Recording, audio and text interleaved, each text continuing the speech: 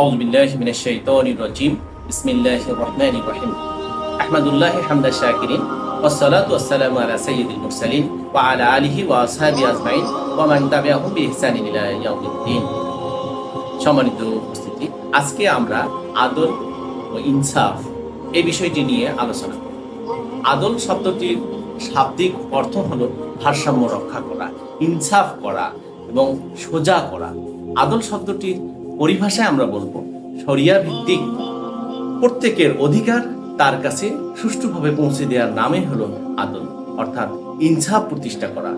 সমাজ এবং জাতির মধ্যে যার যা পাওনা, এই পাওনাটাকে পরিপূর্ণরূপে তাদের কাছে পৌঁছিয়ে দেয়া শরিয়াসম্মতভাবে, এটাই হলো আদল। আদল ছাড়া কোনো সমাজ, কোনো জাতি চলতে পারে না। যেমন আপনি একটি পরিবারের প্রধান রয়েছেন, তো আপনি পরিবারের প্রধান হিসেবে আপনার দায়িত্ব হলো পরিবারের প্রত্যেকটি সদস্যের কাছে তার অধিকারগুলো শরিয়াসম্মতভাবে পৌঁছিয়ে দেয়া। আপনি আপনার পরিবারকে সময় দিচ্ছেন না, তাহলে আপনি আদল থেকে চ্যুত হচ্ছেন। আপনি আপনার পরিবারের সাথে খারাপ ব্যবহার করছেন, তাহলে আপনি আপনার আদল থেকে চ্যুত হয়ে যাচ্ছেন। আপনি আপনার পরিবারের মধ্যে মেয়েকে ভালোবাসছেন, ছেলেকে ভালোবাসছেন না, তাহলে আপনি আপনার আদল থেকে চ্যুত হয়ে যাচ্ছেন।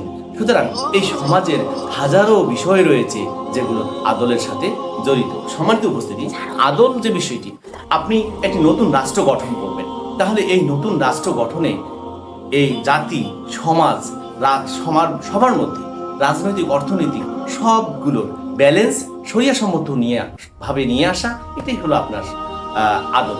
এই আদল ছাড়া কোনো দেশ গঠন হতে পারে না, এই আদল ছাড়া কোনো দেশ চলতে পারে না, কোনো জাতি চলতে পারে না।